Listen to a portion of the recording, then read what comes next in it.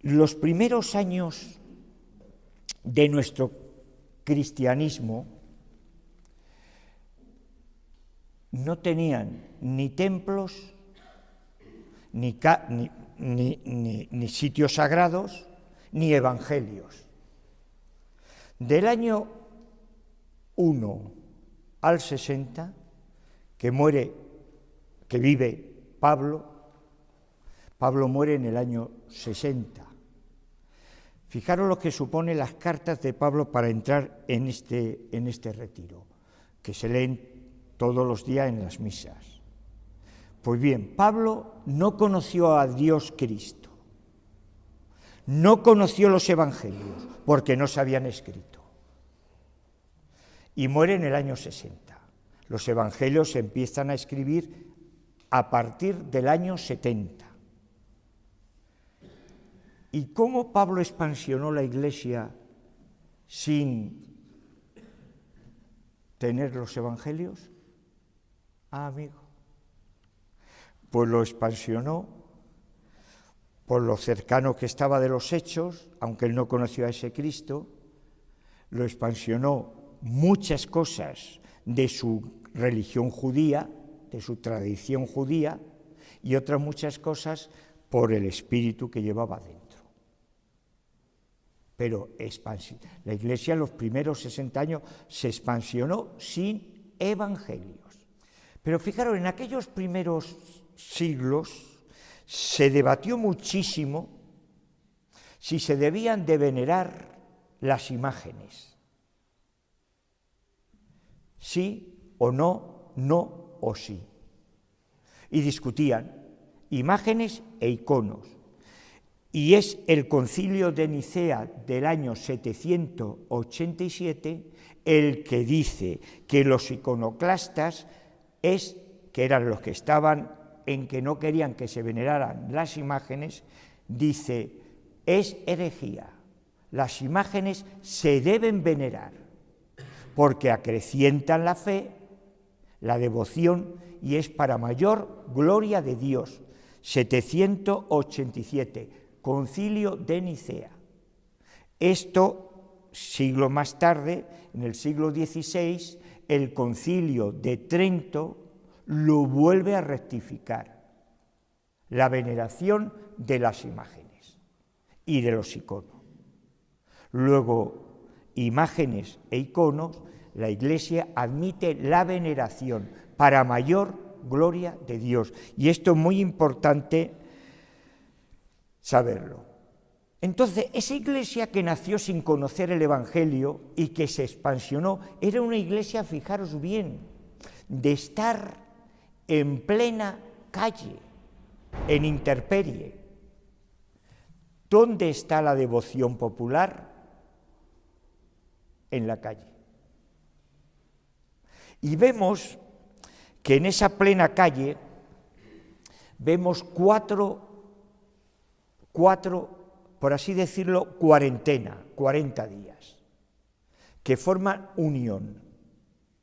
La primera, fijaros bien, es Noé, la naturaleza, el arca, el diluvio, los animales, 40 días, y a los 40 días suelta la paloma que revolotea, vuelve al arca, esa barcaza grandísima, y todavía hay agua. Pero ya llegando a ese 40 días final, la paloma ya no vuelve. ¿Por qué no vuelve la paloma? Porque ya la paloma podía donde posarse, las aguas había bajado.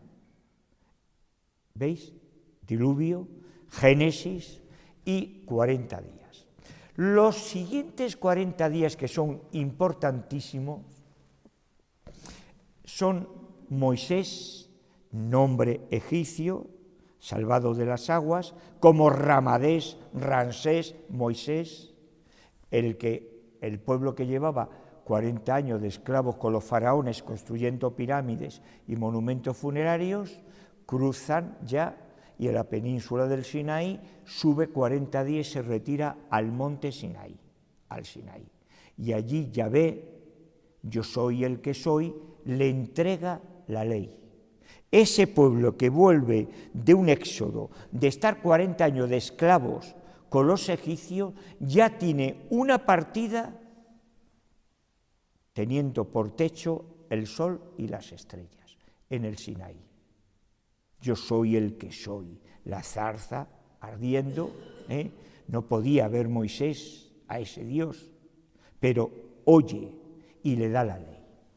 Y esa ley es importantísima porque el pueblo ya sabe dónde volver y dónde tener esa ley, dónde partir. Los otros 40 días es en lo que estamos, en la Cuaresma que estamos. El Señor se retira al desierto, a la soledad y reza. Fijaros, si algo, y esto es muy importante, enseñó el cristianismo, que no lo tenía ninguna religión pagana, ni tampoco el pueblo escogido, que era muy religioso, por cierto, el pueblo de Israel, si algo enseñó el Señor Cristo es que se puede rezar en cualquier lugar. Eso no lo tenían ninguna religión. Las religiones rezaban siempre, fueran paganas o monoteístas, como era el pueblo de Israel, que tenía un solo Dios, que era Yahvé, rezaban en el templo y en la sinagoga.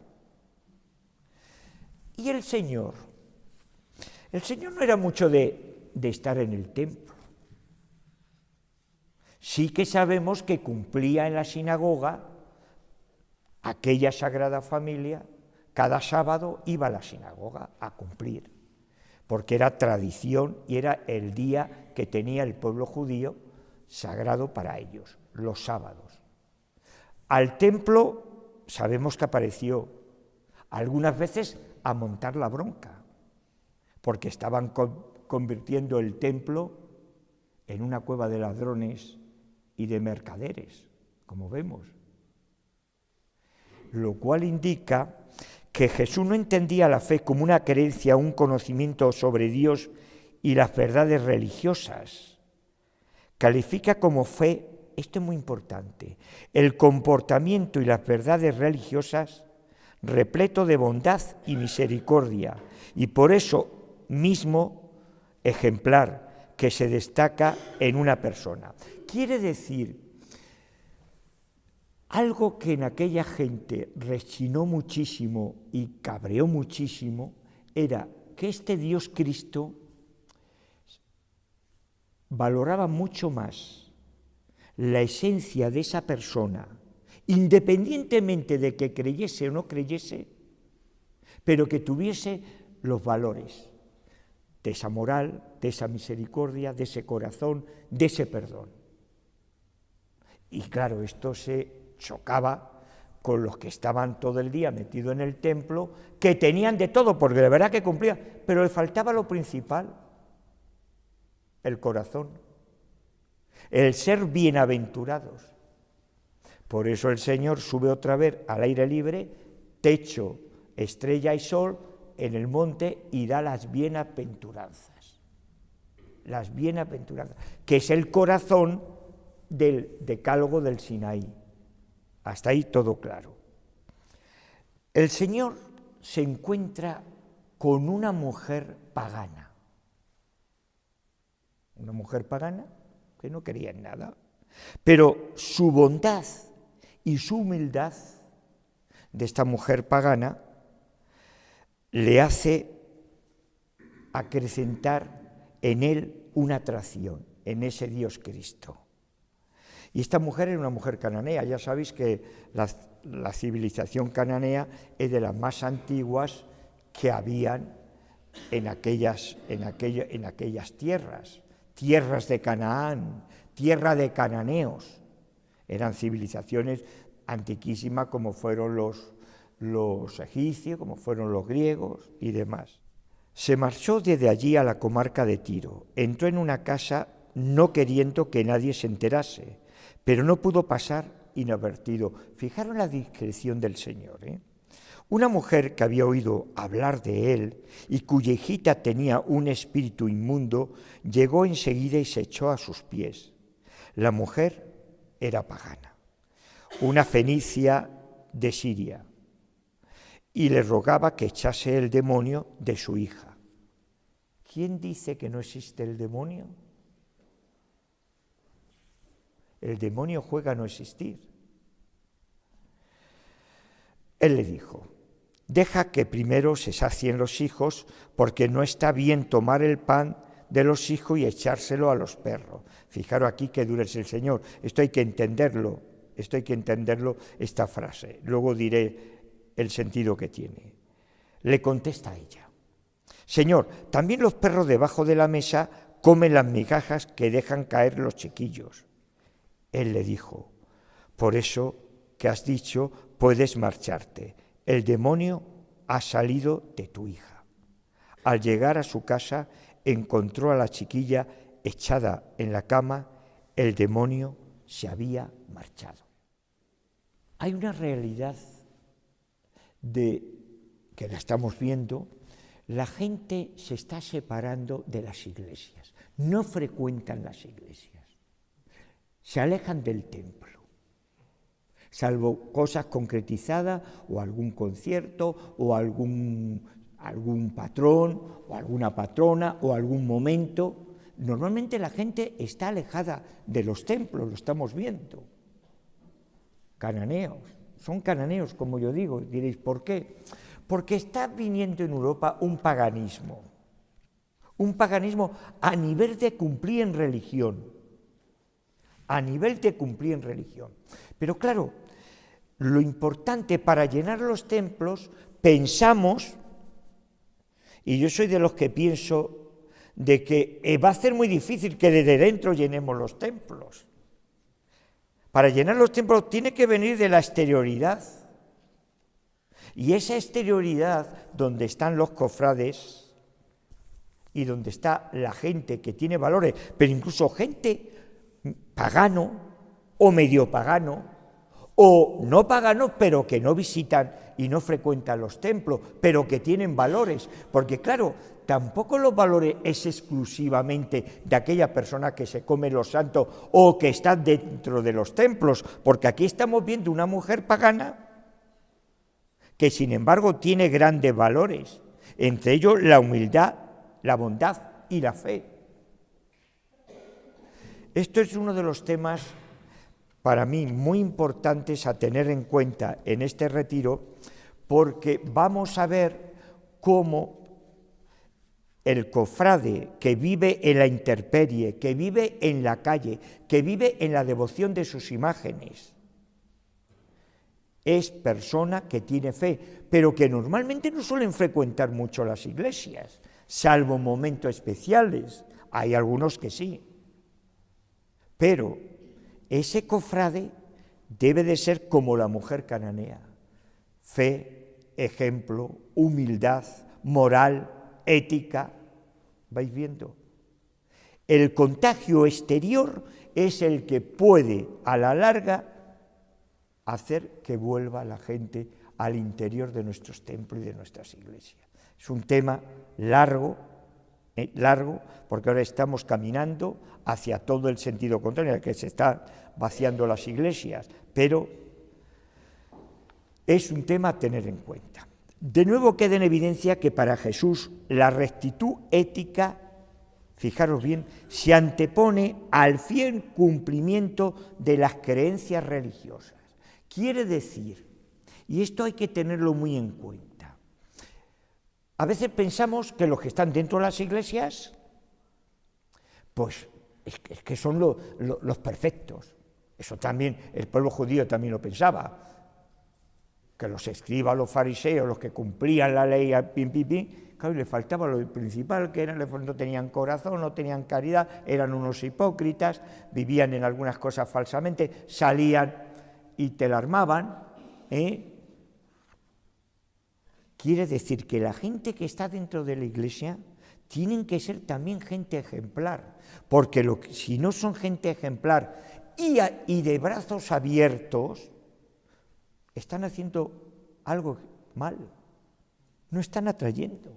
Al revés, están haciendo todo lo contrario, deseando a la gente que no venga. Por eso el Señor tenía claro, y se ve en su misión, que Él se antepone cualquier persona que tenga su ética, su moral, su fe, sea pagano o no, es una persona bienaventurada. Pero claro, en nuestra Europa, en nuestra España, que es un barrio de Europa, una provincia de Europa, hay dos formas de envejecer, una la física y otra la del espíritu. Una persona puede ser físicamente de edad muy avanzada y tener un espíritu muy juvenil, lo estamos viendo. Pero claro, si se envejece físicamente y se envejece también en el espíritu, fijaros el panorama que hay. Por eso es otra cosa de tener en cuenta. Tener siempre un espíritu joven, un espíritu donde podamos, independientemente de los años que tengamos y de las posiciones que tengamos, que dispongamos, ser siempre gente joven, en ideas, en frescura, en emprendedores. No debemos quitar la fe en Dios y matar el alma. Los pecadores que piden perdón son santos. No hay ningún santo que no haya sido pecador. Pero la diferencia del santo pecador al que es menos santo o no santo es que sabe pedir perdón, sabe reconocer su fragilidad. Y el perdón, el Señor lo mira con muchísimo deleite. El Señor le gusta a la gente que sabe pedir perdón y que sabe perdonar. Si tú no te perdonas a ti mismo, es muy difícil que sepas perdonar al prójimo. Primero tienes que empezar por perdonarte a ti mismo y luego ya puedes perdonar al prójimo.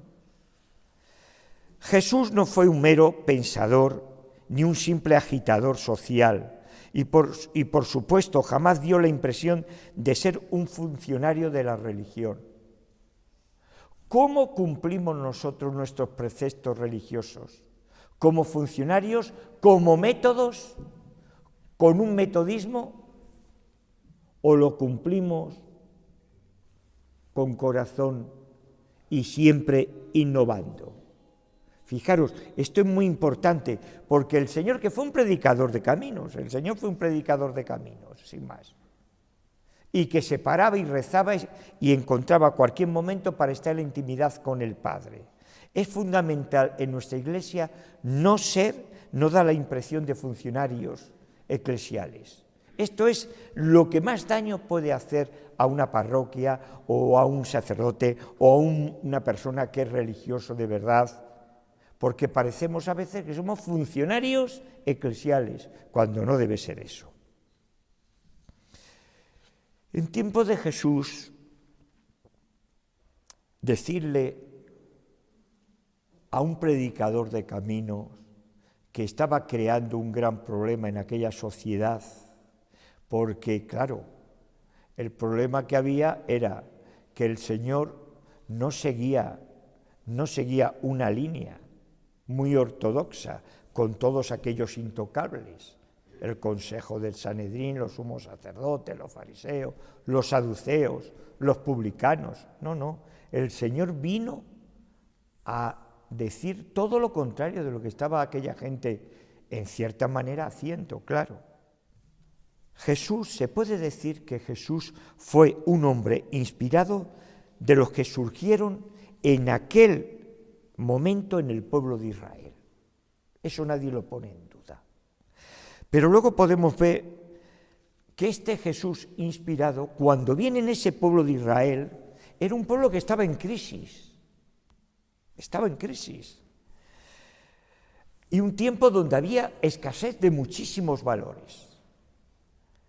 Hambre, vemos la pobreza también que había, la diferencia social es tan tremenda, la sequía que había de todo, las tensiones políticas y sociales que tenía aquel pueblo de Israel en la época que viene el Señor. Y el Señor viene para ser algo revolucionario, algo súper progresista, algo súper avanzado. Y diréis, ¿en qué? Pues claro, las cosas que el Señor y la actitud que tenía el Señor nunca se había visto en ninguno de aquellos intocables del pueblo de Israel. ¿Y qué es lo que se vio en este Dios hecho Cristo? Las bienaventuranzas. Bienaventurado el que llora, el que sufre, el que tiene hambre y sed de justicia. Eso era revolucionario, claro, en aquella sociedad, porque eso nunca lo habían oído. Pero es que luego el Señor hizo otra cosa que fue todavía mucho más revolucionario. El Señor se rodeó de malas compañías. El Señor no tuvo buenas compañías. Se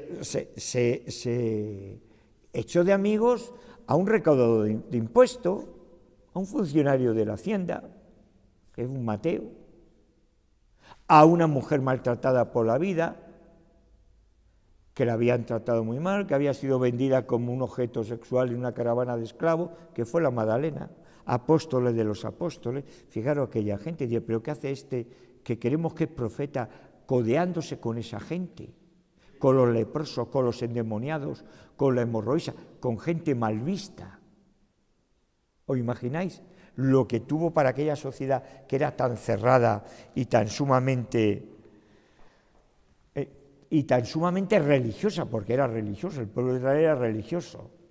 Jesús desautoriza y suprime un componente fundamental de la religión tradicional, de aquel pueblo judío donde nace y ha sido cumplidor, como buen judío que era.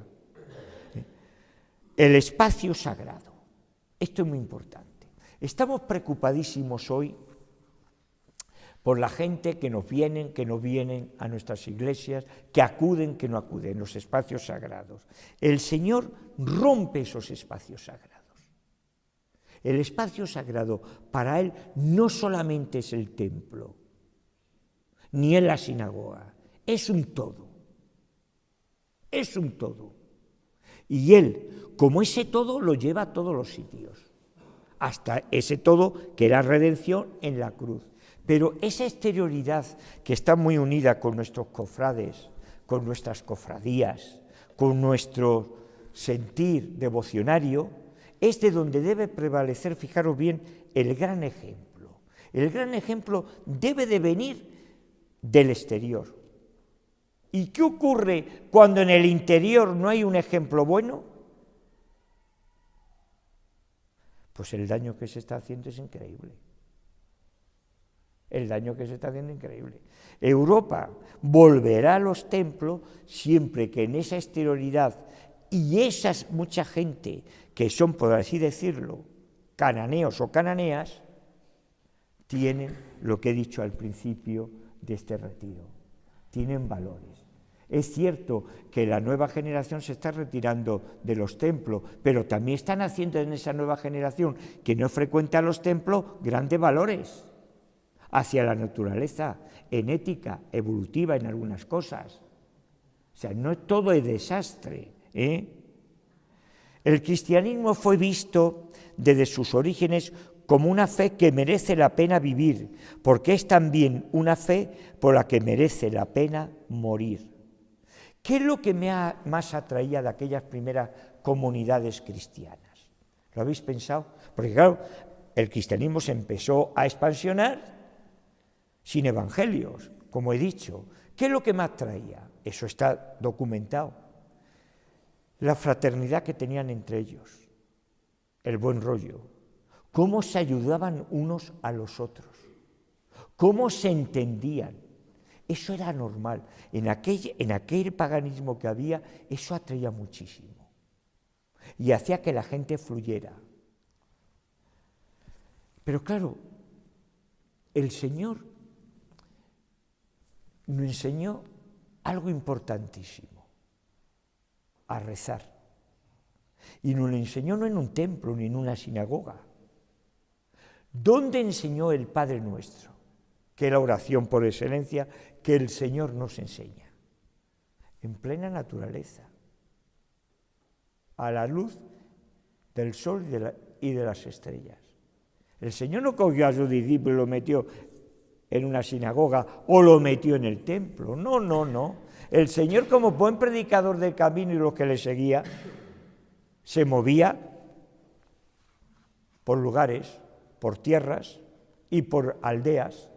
Y ahí enseñó una de las más bellas oraciones, esta la que más, porque es la que él mismo enseñó, el Padre Nuestro, el pan nuestro de cada día. Hay algo muy importante, terminando ya este breve retiro, que debemos de saber. Es decir, el cristianismo, que es una religión monoteísta, que solo tenemos un solo Dios, pero claro, el Dios que tenemos nosotros, no olvidéis que es el mismo Dios de Israel, Yahvé, y es el mismo Dios del Islam, Alá, porque las tres religiones tenemos el mismo Dios, y cuando rezamos a ese Dios, estamos rezando por igual, ya sea musulmán, ya sea judío o ya sea cristiano o católico, o ortodoxo, protestante, o luterano, o calvinista, o anglicano. Tenemos el mismo Dios. ¿Entendéis por qué el Papa visita los lugares árabes? ¿Entendéis? Pero también tenéis que saber otra cosa. El Corán, muchas de las cosas que se inspiró el profeta Mahoma, estaban cogidas de aquellas primeras comunidades cristianas que fueron las primeras, los maronitas, los caldeos, que estaban extendidas por toda esa zona del desierto, donde también estuvo San Antón, en Egipto, y tantos santos. Y de ahí cogió mucho el profeta, de ese cristianismo. Por eso nunca anuló ese Dios, ni negó la existencia del Cristo, ni la Virgen. Ojo.